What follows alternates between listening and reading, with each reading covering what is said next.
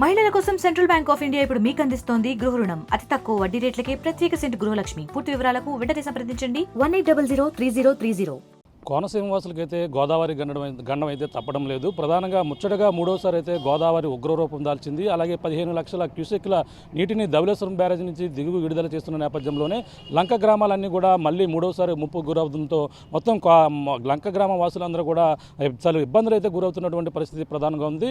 P Gannavaram నియోజకవర్గంలో పూర్తిగా effect అయినటువంటి అక్కడ గండి పెదపూడి గండి మొదటి వరదలప్పుడే పడినప్పటి నుంచి అప్పటి నుంచి కూడా పడవలపైనే ప్రయాణాలు చేస్తున్నారు. ప్రధానంగా కొన్ని లంక గ్రామాలన్నీ కూడా వరద నీటిలోనే చిక్కుకున్నటువంటి పరిస్థితి. ప్రస్తుతం దీనిపై మాట్లాడేందుకు అలాగే పి గన్నవరం మాజీ ఎమ్మెల్యే కొండేటి చిట్టిబాబు గారు మాట్లాడే ప్రయత్నం చేద్దాం. సార్ చెప్పండి, ఏంటి లంక గ్రామాలు మళ్ళీ వరద మూడోసారి ముప్పు గురైన పరిస్థితి, తరచూ ఇదే పరిస్థితి కొనసాగుతుంది. ఈసారి ఈ సంవత్సరం వరదల పరిస్థితి ఎక్కువగా ఉన్నటువంటి పరిస్థితి, ఎటువంటి ఇబ్బందులు పడుతున్నారండి? ఇప్పుడు అసలు వరద అంటూ వస్తే ముందుగా మునిగిపోయేది పి గన్నవరం నియోజకవర్గంలో మరి అప్పనపల్లి ఒక గ్రామం, అదేవిధంగా ఊడిమూడి లంక ఒక ఏరియా, అలాగే గన్నవరం మండలంలో ఇంకొక గ్రామం ఏంటంటే కాపులి ఎనుగుపల్లి. అలాగే అంబాజీపేటకి ఈ ఎఫెక్ట్ ఏమీ లేదు కాబట్టి ప్రాబ్లం కాదు. మరి ఈవేళ ఐనవీలుకి వచ్చినప్పటికీ తొగరపై బ్రిడ్జి అది కూడా కాజువేస్తే మరి పూర్తి స్థాయిలో మరి ఇబ్బంది ఉండదు. ఈవేళ సామాన్యుడికి అందుబాటులో ఉండే విధంగా మరి ఈవేళ మార్గాలు లేక మరి వరద వస్తే వరద ఉన్న అన్ని రోజులు మరి ఈవేళ మరి ఇది కిరోసిన్ కూడా మనం సప్లై చేయలేని పరిస్థితి ఉంది. ఈవేళ గ్యాస్ స్టవ్ల మీద అలాగే పొలాల మీద వండుకుంటారు లంక గ్రామాలందరూ కూడా. వాళ్ళు చాలా ఇబ్బంది పడుతున్నారు కాబట్టి వాళ్ళకి 2 పూట్ల భోజనం మరి త్రాగునీరు కల్పించాలి. అలాగే మరి చుట్టూరు కూడా 4 మండలాలు కూడా మరి గోదావరి పరివాహక ప్రాంతం అవటం వల్ల మరి కాజువేలతో పాటు మరి గ్రోయన్స్ మరి నిర్మించాలని చెప్పి మరి మేము కోరుతున్నాం. అలాగే అదేవిధంగా మరి జగన్మోహన్ రెడ్డి గారు 2 పర్యాయాలలో మరి నియోజకవర్గంలో పర్యటించి మరి ఇవాళ ఊడిమూడి లంక బ్రిడ్జికి 50 కోట్లు శాంక్షన్ చేయడం జరిగింది. ఆ బ్రిడ్జి ఇప్పుడు 50% అయ్యింది.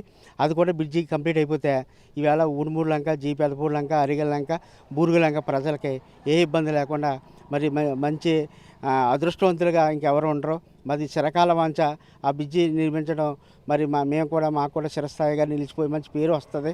మరి అదేవిధంగా ఇవాళ ఇప్పుడున్న ప్రభుత్వం కూడా మరి మిగిలిపోయిన అప్పనపల్లి కాజువే కొంత పెండింగ్ వర్క్, అలాగే మరి తొగరపై బ్రిడ్జి ఇవన్నీ కూడా మరి పూర్తి స్థాయిలో నిర్మిస్తే ప్రజలకు ఇబ్బంది ఉండదని, మరి అలాగే మరి వాళ్ళ పశువులకు కూడా మరి దానాకి చాలా ఇబ్బంది పడుతున్నారు, అది కూడా ఏర్పాటు చేయాలని చెప్పి మరి గత ప్రభుత్వం చూసాం. ఎక్కడ కూడా పశువులకి మరి వద్దనే అనిపించే రైతులకి ఎంతో సహాయకారం చేసాం. ఈవేళ ఆ పరిస్థితి లేదు. మరి ఈవేళ పశువులకి చాలా ఇబ్బంది పడుతున్నారు. ఈవేళ ముందస్తు చర్యలు తీసుకునే విధంగా ప్రభుత్వం ముందుండి సహాయ సహకారాలు అందించాలి. ఈవేళ వరదలు మరి మొలగటం అనేది మరి వరద తగ్గినప్పటికీ ఏమవుతుందంటే ఆటోమేటిక్గా వైరల్ ఫీవర్స్ మరి హెల్త్ పరంగా కొంచెం ఇబ్బందులు ఉంటాయి. అవన్నీ పూర్తి స్థాయిలో ప్రభుత్వం మరి ప్రజలను ఆదుకునే విధంగా సహాయ సహకారాలు అందించాలి, సహాయక చర్యలు చేయాలని చెప్పి మరి మనస్ఫూర్తి కోరుకున్నాం. అదేవిధంగా మరి మామిడికుదురు మండలంలో మరి ఆదూరు ఏటుగట్టు దిగువైన ఉన్న బ్రిటిష్ వారి టైంలో అక్కిలేరోటి మరి తలుపులన్నీ కూడా పగిలిపోయి అయిపోయింది. మరి ముందు వెళ్ళిపోయిన కలెక్టర్ గారి చేతిలో మరి చెప్పడం జరిగింది. ఆయన ప్రపోజల్ తయారు చేశారు. మరి ఈ కలెక్టర్ గారి దృష్టిలో కూడా తీసుకెళ్తాం. మరి తప్పనిసరిగా అది కూడా చేస్తే మాకు పూర్తి స్థాయి పి గన్నవరం నియోజకవర్గంలో చాలా వరకు మరి వరద ప్రాంతాల్లో ఉన్న ప్రజలు రక్షించే వాళ్ళు అవుతాం. అంటే మీరు వైసీపీలో ఉన్నప్పుడే బ్రిడ్జి నిర్మాణ పనులు అక్కడ ఆగిపోయి కాంట్రాక్టులకు సకాలంలో నిధులు రాకపోవడంతోనే ఇబ్బందులు గురైనటువంటి పరిస్థితి ఉందని చెప్పేసి కూటమి నాయకులు కూడా చెప్తున్న పరిస్థితి ఎలా చూడాలంటే? స్టిల్ ఈవేళ కూడా ₹1 రిలీజ్ అవ్వలేదు సార్, దానికి మేము ఒప్పుకుంటాం. అందుకని ఈ కొత్తగా వచ్చిన ప్రభుత్వంలో ఇవన్నీ కూడా కంప్లీట్ చేయాలని మనస్ఫూర్తిగా కోరుకుంటున్నాం. అంటే ఇప్పుడు ప్రధానంగా చూసుకుంటే గత వైసీపీ ప్రభుత్వంలో మీరు ఎమ్మెల్యేగా ఉన్నప్పుడు గోదావరి కోత గురవుతుంది, గట్లు కూడా బలహీనంగా ఉన్నటువంటి పరిస్థితి ఉంది. వాటికి ఎటువంటి చర్యలు మీరు చేపట్టలేదని చెప్పేసి ఆరోపణలు కూడా ఉన్నాయి. మేము ఆల్రెడీ అన్ని ప్రపోజల్స్ అన్నీ కూడా పంపించాం సార్. ఈవేళ మన పుట్లంక సీఎం గారు వచ్చేటప్పుడు మీరు చూసే ఉంటారు, ఆయన అక్కడ కూడా అనౌన్స్ చేయడం జరిగింది. మరి 150 కోట్లు మరి శాంక్షన్ చేస్తున్నామని చెప్పారు.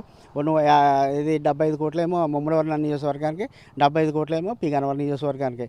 అవి రిలీజ్ కాలేదు సార్. మరి ఆయన అయితే మాట ఇచ్చారు. మరి అవన్నీ కూడా ఇప్పుడు చేస్తే ఈవేళ ముఖ్యంగా పి గన్నవరం నియోజకవర్గానికి రివిట్మెంటు, ఈ కాజువేలు ఈ 2 చేస్తే గోదావరిలో ఎంత వరదలు వచ్చినా ఆ ప్రజలకి రహదారి మార్గం ఉంటే అన్నీ కూడా వసతులన్నీ కూడా ఏర్పాటు చేసుకోవడానికి అవకాశం ఉంది. మరి గతం అయితే మేమైతే మరి ఇన్ని రోజులు వరద ఉన్న అన్ని రోజులు కూడా 2 పూట్ల భోజనాలు వాటర్ ప్యాకెట్లు కూడా సప్లై చేసాం. మరి ఈవేళ మనిషికి వచ్చే 2,000 కూడా మేము ఇవ్వటం కూడా జరిగింది. మరి ఈవేళ ఆ పరిస్థితి లేదు.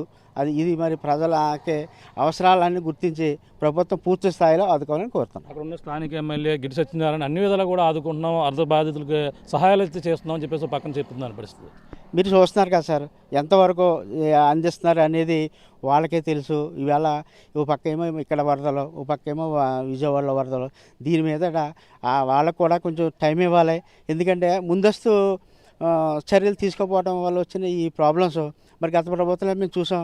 మరి వరద వస్తుందని ముందుగానే మరి 4 రోజులు 3 రోజుల ముందే వాళ్ళకి నిత్యావసర వస్తువులు రేషన్ కార్డు నుంచి మొత్తం అనేది కూడా ఇవ్వడం జరిగింది. ఇలా పరిస్థితి లేదు. వరద తగ్గినా కూడా మరి మొన్న ఒకసారి ఇవ్వడం జరిగింది. మరి రెండోసారి వచ్చినప్పుడు ఏమీ ఇవ్వలేదు. అది కూడా ఇవ్వాలని చెప్పి కోరుతున్నాను. అంటే పడవలపై ప్రయాణాలు చేస్తున్నారు, ఎక్కడెక్కడ పడవలను ఏర్పాటు చేసి ఉంటారు. ప్రధానంగా ఎంతమంది పడవలపైనే కొనసాగుతుంటాయి ప్రయాణాలు కోనసీమ వాసులు? అసలు మాకు ఊడుమూడు లంక, జీ పెదపూడి లంక, అరిగిల లంక, బూరుగ లంక ఈ 4 గ్రామాలకి కంపల్సరీ చిన్నవాటి వరద వస్తేనే గట్టి తెగిపోద్ది. అది కంపల్సరీ వరద తగ్గేంత వరకు పంటల మీద పడవల మీద ప్రయాణం చేయవలసి ఉంది.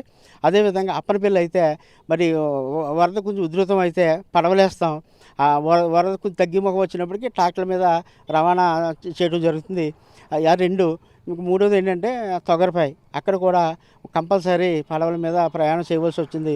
పడవలు ఎప్పుడైతే కొంచెం తగులుతున్నాయో అప్పుడు ట్రాక్టర్ మీద వెళ్ళే అవకాశాలు ఉన్నాయి.